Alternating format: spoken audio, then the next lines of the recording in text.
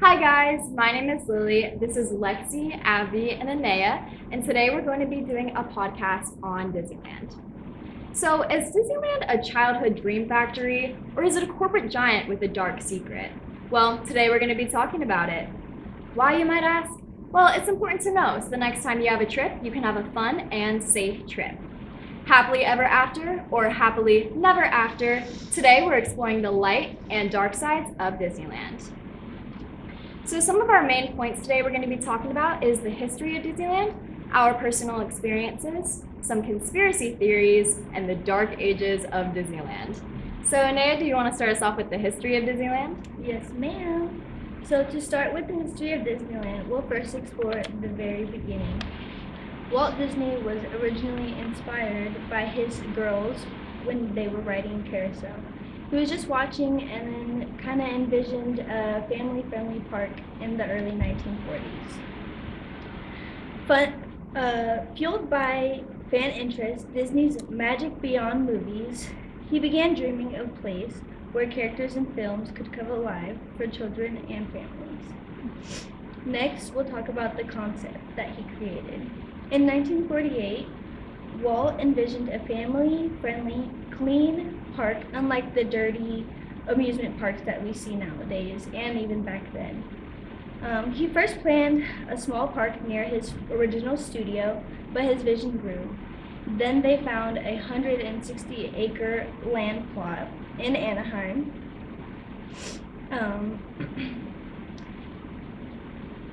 Transforming his vision of the Mickey Mouse Park into Disneyland. The construction began in 1954, and then a year later, the park opened in 1955. Lastly, we'll talk about the opening.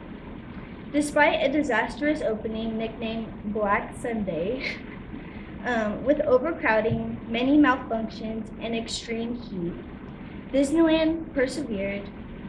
They learned from their mistakes, adding more restrooms and drinking fountains, the commitment to the guests' comfort and Walt's infectious optimism, it paid off. Within 7 weeks, 1 million people were through their doors. Alrighty guys, so now that we talked a bit about the history, we're going to take a short break, and when we come back, we're going to be talking about our personal experiences at Disneyland.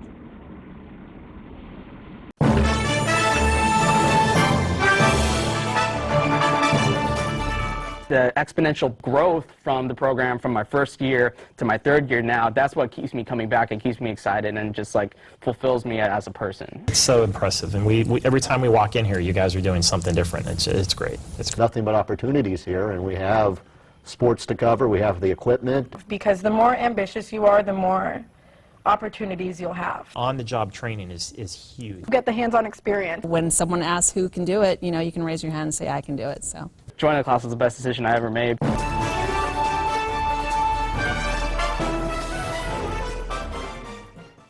Stand by, we're going to go to cut one. And cut one. Cross court to Audrey Jones. Audrey for three. It is good! With 1.3 seconds left on the game clock.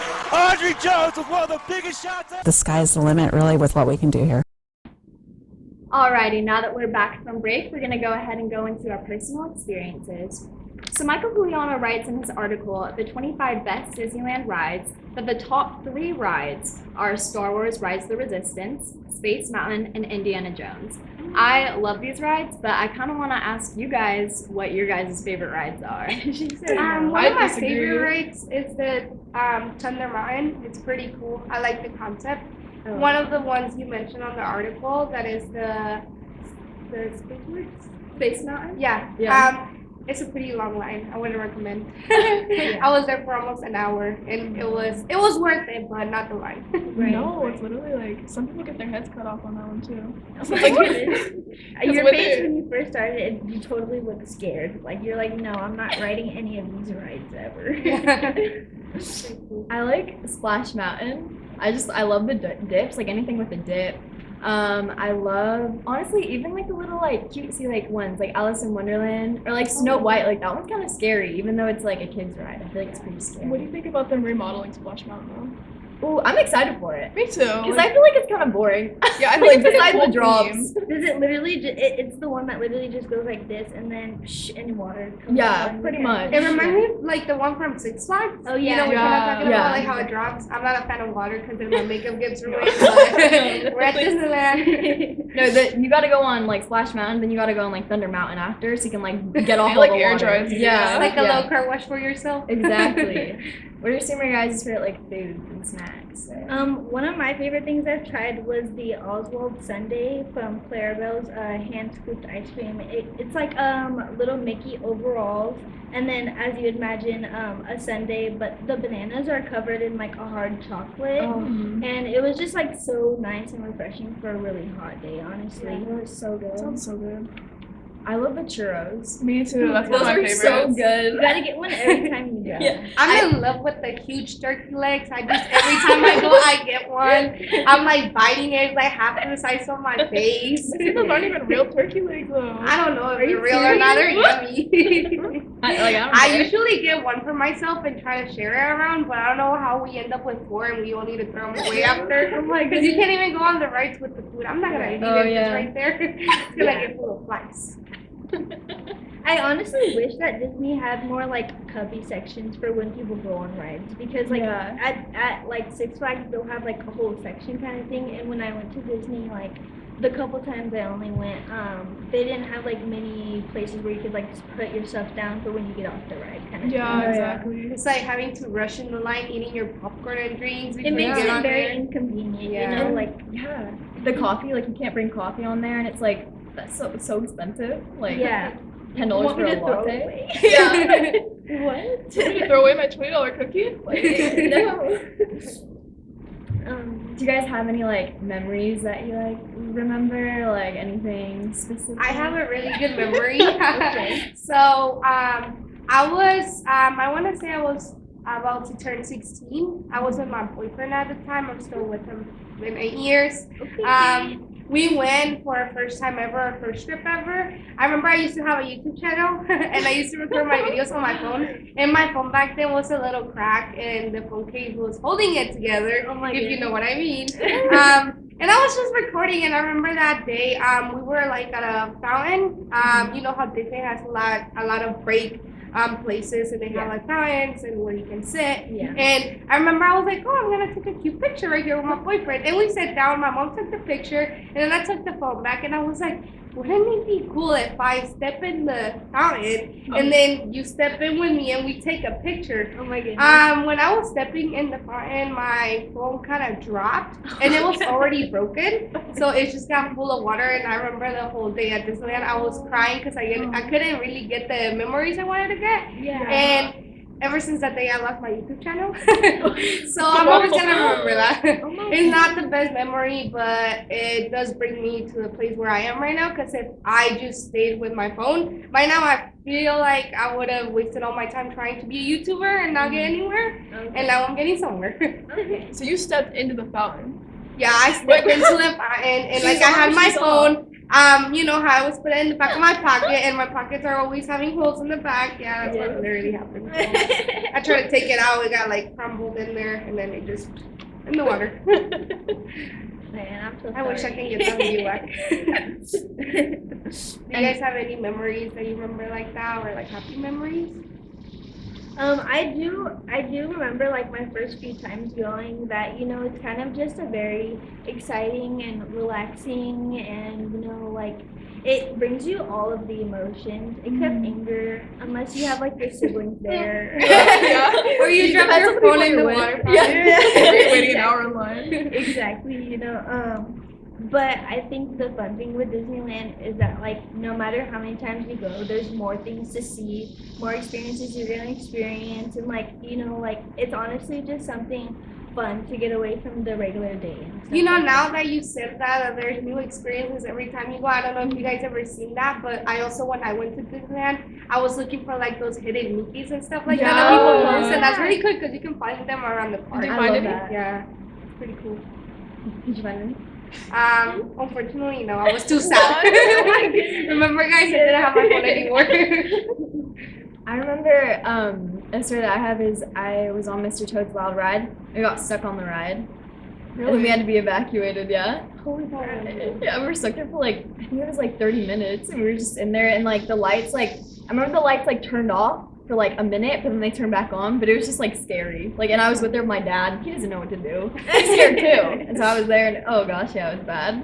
Oh my goodness, I would not want to get stuck on any of those Absolutely rides. not. Just because like all the stuff going on around you, like people like talking, you know, it's like the robotic people that are like, and then it's just continuously going while you're waiting there. You're like, dude, is their eyes looking at me or Yeah. something? I saw the Haunted Mansion one time.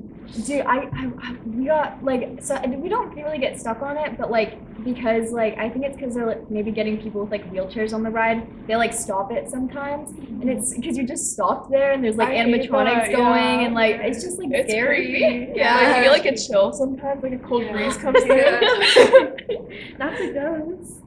Well, one of my favorite experiences too when you go there is that one Korean ride. You know, like the smell of the water. It Yeah, smells like the so- I salty like how it smell. smells. Yeah. It just smells fresh. Nice. Even though it's like in a really like closed space, so I don't know. like They're trying to salty, cover really. something That up. was or Walt something. Disney. Alrighty, guys. So we talked about our memories. We're gonna go for a quick break, and when we come back, we're gonna talk about some conspiracy theories.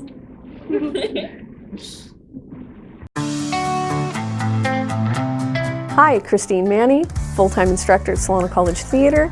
Have you ever been interested in coming into theater? Come over to Solano College and find out what it's all about.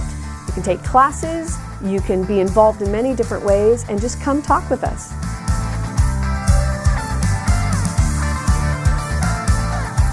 Check us out at www.solano.edu/theater.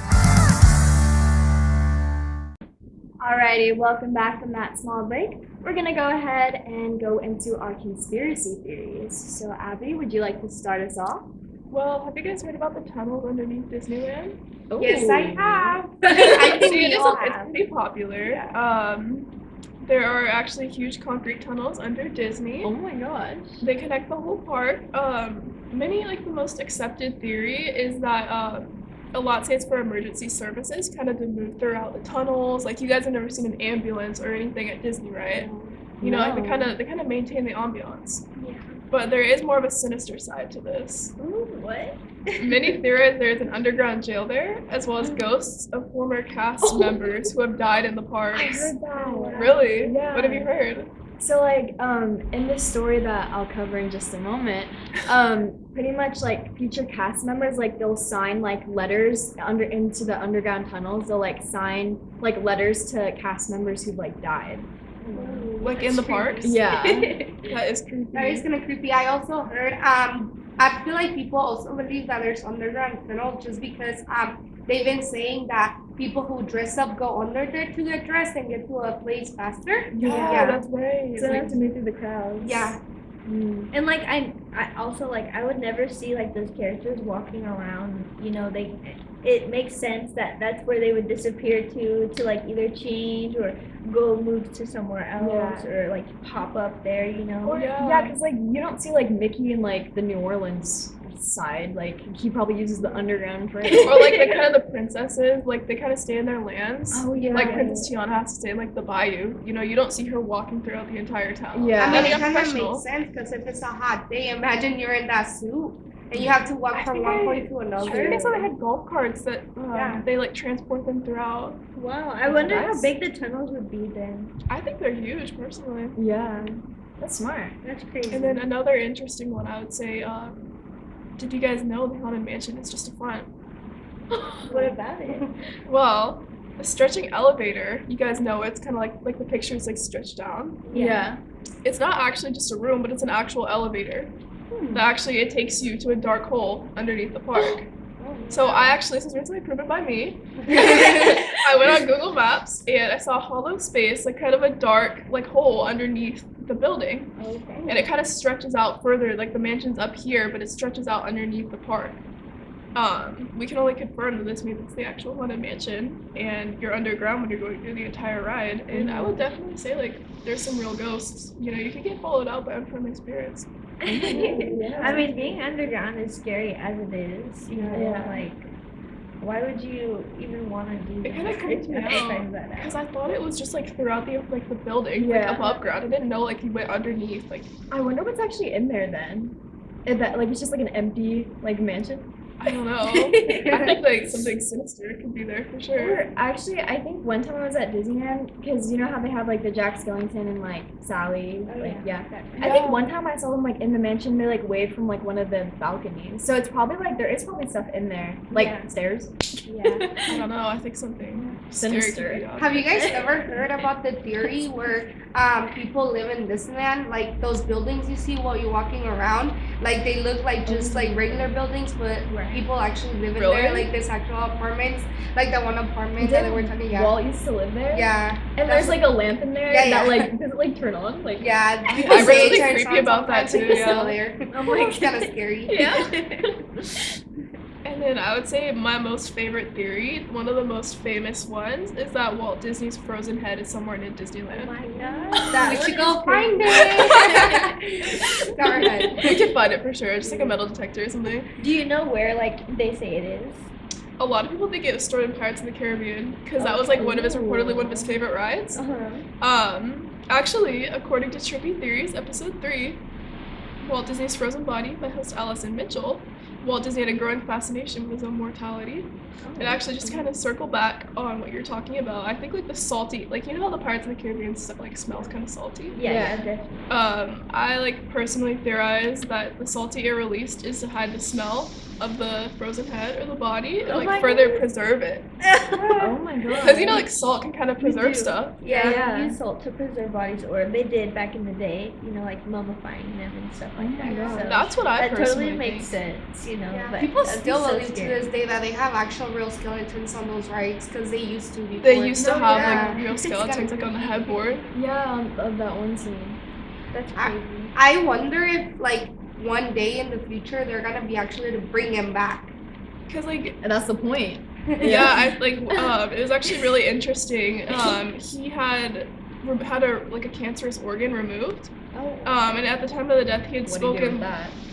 See, he's on record actually speaking with his surgeon about preserving said organ, just in case they can remove the cancer and put it back inside of him, I guess. Oh my gosh. And then Paid top dollar. Yeah. And at the time of his death, he had actually spoken with multiple people about wanting to be cryogenically preserved. So, just sit with that, you guys. I'm sad. Hey, I actually seen a video. It was an actual thing to where you could do a head transplant. Like a doctor will go in, take someone's head off, put it on a new body, reattach all the arteries that are in her head, and it will then be functioning. That's what he's been waiting for. We're getting closer and closer.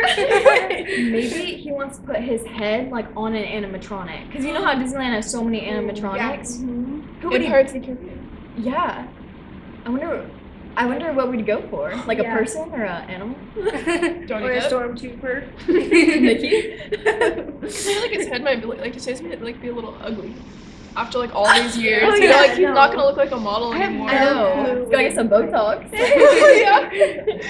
He didn't know about Botox at the time of his death. He's gonna I be real know. excited when he sees it. I know. So many advancements. That's pretty cool. Do you guys know any other theories that you guys have heard about the park? Well, that the turkey legs are fake. I love those. The only most popular one that we already talked about was like the hidden Mickeys, like all Oh, around yeah. the park and stuff like that, which is pretty cool, you know, because like that's not something that was displayed when they first opened it. It's kind of just like a hidden mystery. Yeah. Or they have like I think this one's proven though, but they have like smell like things that like push out smells in Yeah. different parts of the park. So like Main Street, it's like it smells like donuts. So, like you want to buy stuff, or like New Orleans has that beignet smell, or just like different smells around the park. Yeah. And just like interesting things like that. And then I actually know they have like on certain places they don't want to draw your attention to, like maybe like fences or stuff. They'll paint it this like green color called Go Ray Green, which is like a color that the brain like doesn't really react to. Like it kind of just grazes over. Yeah. Wow. So they'll paint it on things that they don't want like people to really like notice or see, so it doesn't take away the magic. That's interesting. I didn't know that. See, there's a hidden message behind everything. Yeah, you know, I heard also before about the music, like how it kind of plays with your brain because they play like super happy music to make you have a good time there. Yeah. And then like That's you don't pretty- get tired of it. Only the cast members kind of get tired of it. And they kind of Yeah. like they see past the magic a little bit because Yeah. you kind of see Disney as like a really magical place. Yeah. Because like the smells, the lights, like the friendliness of everybody, and then like you said, the music. Like you just associate it with like good memories. I just, I do. Yeah, it's like They're brainwashing us. Yeah. That's what I was thinking too, because it's like there's so many things happening at Disney when you're there and you don't acknowledge it because of all these distractions there. So it kind of brings us to the next point. Yeah. Well, we talked about conspiracy theories, so we're going to go ahead and take a small break, and we're going to get into the dark ages of Disneyland. College just got affordable. Up to 100% of enrollment fees can be reimbursed for first-time college students taking full-time classes. At Solano Community College, we are taking full advantage of this to further your future. With certificate and degree programs in industrial technology, aeronautics, biotechnology, and many others, Solano Community College is a staple for success. For more information, please contact the Financial Aid Office at 707-864-7000. Welcome back, everybody. We're going to go ahead and hit our last segment, which is the dark ages of Disneyland. So, Lexi, would you like to start us off? Yes. Did you guys know there's such thing called as the Dark Ages? Well, the Dark Ages of Disneyland, according to Disneyland Dead Part 2, the Disney Park ages were a period of time from the late 90s to the early 200s that marked the bloodiest area in the Disneyland Park's history. By this being said, the president of Disneyland at that time decided to save some money and stop maintaining the rides. Instead, they were only going to fix them when they were broken, which was very unsafe. The deaths we're going to be talking about today are some of the most talked about and that need to be known because you never know what can happen next at the park. Our first death is going to start with Liddy. Alrighty, so today I'm going to be talking about Deborah Stone. She went by Debbie. So Debbie was an 18-year-old girl, and she got hired at Disneyland. She got hired in the parks. She was super duper excited. I mean, honestly, who wouldn't be? I would love to work there. Sounds a lot better than the jobs around here. It's a lot of fun. Yeah. Better than Target. A lot better, yeah. And so basically her job, she worked on a ride called America Sings. And basically her job was to greet guests and pretty much just greet them, make sure they were all seated, and they move on their way. So the ride, I'm going to kind of describe it a little bit. So it's basically like, imagine a donut. Okay. And then imagine, like, you know the donut holes? So imagine that donut hole in the donut. Okay. So the donut hole is the stage, and that stays stationary. And the actual donut itself is where the guests are seated, and that moves around the stage. Oh, okay. And so there's like different scenes on the stage, and then the guests move around the stationary stage. Right. So pretty much, it was, I believe it was July 8th, 1974. So right in that dark age era. So the ride had only been open for like a week and a half, and she was working that day, and a guest had reported that there was screaming. And so they reported that they were screaming to some cast members, and so the cast members closed the rides. They took a look at what happened, and what they saw was horrific. So pretty much, no one really knows for sure how it happened. But Debbie ended up getting caught in between a stationary wall and then a moving wall, and she got crushed in between the two walls. Oh no. Sounds bloody. Yeah, it was really bad. And so she got crushed in between these two walls, and so that's the screaming that the guests heard, which that's horrific. Like, I can't even imagine, like, being the guest and just, like, hearing about that later and being like, that's literally what That was is, like, right chilling. there, like, right next to you. I'd give you trauma. I literally got chills, like, listening to the story. No, you it's know? horrific. And then, like, her being 18 and, like, the safety So hazard young. of, like, her, any possibility of anything getting caught between those two things moving, why would you even create it Yeah. in the first place? And so they closed the ride for 2 days to do cleanup, which is awful. Yeah. Oh, that's Don't want that nasty. job, no. And then it was open 2 days later. Seriously? Yeah. They did add a safety feature, so like it would notify if someone was close to the moving walls.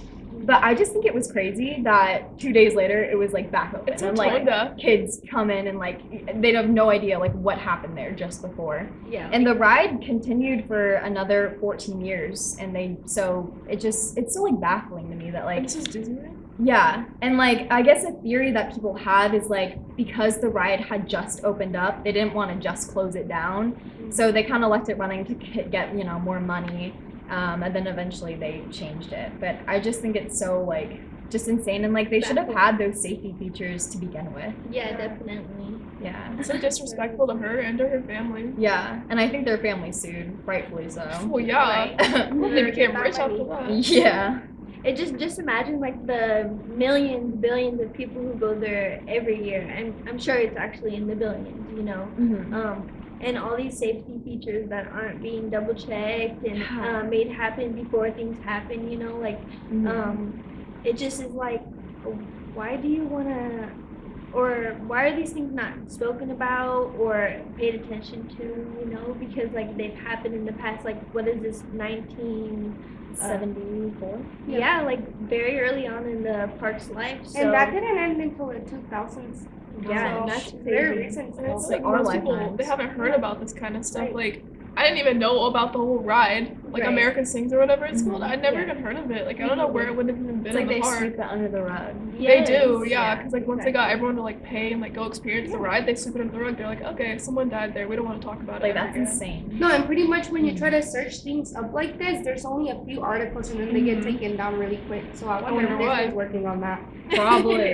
They probably have some like secret agents like taking care of like all the information or whatever, you know. There was actually something really interesting I read about. I'm pretty sure it's true. You remember I was talking about the frozen head? Yeah. So when people look up Walt Disney Frozen, they would find the theories about his head. Yeah. So they made a movie called Frozen. So when Oh people my looked up Walt Disney goodness. Frozen, the movie comes up instead of the theories about him. Oh So like I my definitely think that gosh. has some truth to it. Yeah, that definitely makes sense, you know, like you would never think about, and that was very recent too. It was like beginning of 2012 or something. Yeah. Jeez. People are getting Now too there's close to the truth. Now there's more Frozen 2, about to be Frozen 3. Yeah. See, the frozen heads would be buried underneath all these articles. Yeah, you're never gonna hear about that again. just to cover up his tracks. Right. Wow. That's why we gotta bring it to light, guys. Oh, Exactly. Alright, so we're gonna move into the next death, which I'm gonna be talking about today. And this death is about Brandon Zucker. So he was 4 years old around this time. It was around 2001.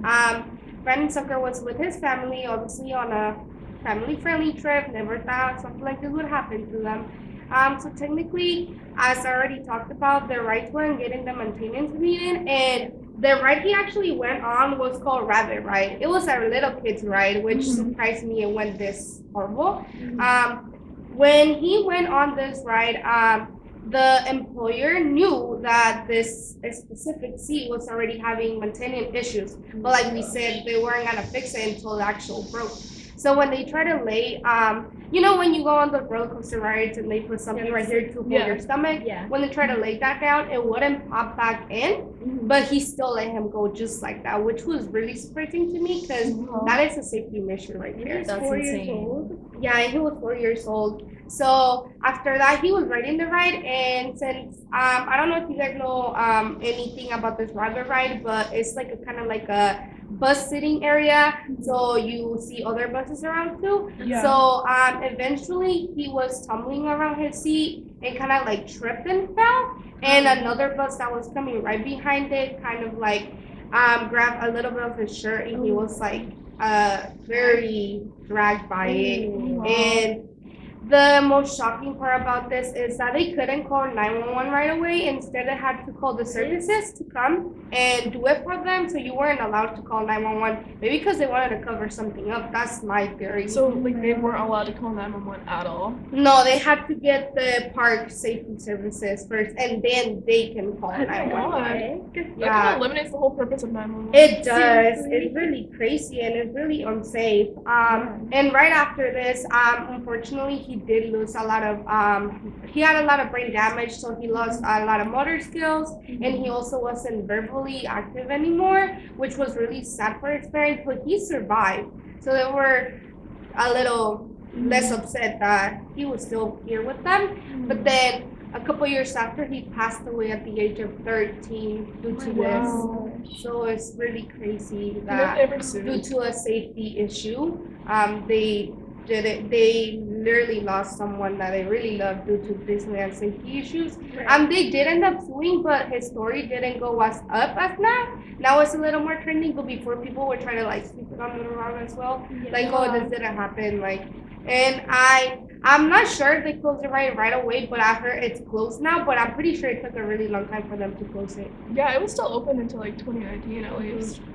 Wow, that's crazy. Yeah, which really brings me to the fact that the people, the employees, putting people on rides, making sure they were safe. If something happened, they couldn't call 911 right away, and instead they only had to call emergency services at Disneyland, which takes a while. If you think about the tunnels, imagine rushing through a tunnel to get to the place, and then you get there. By the time somebody has a really bad emergency, I don't think they'll make it. No.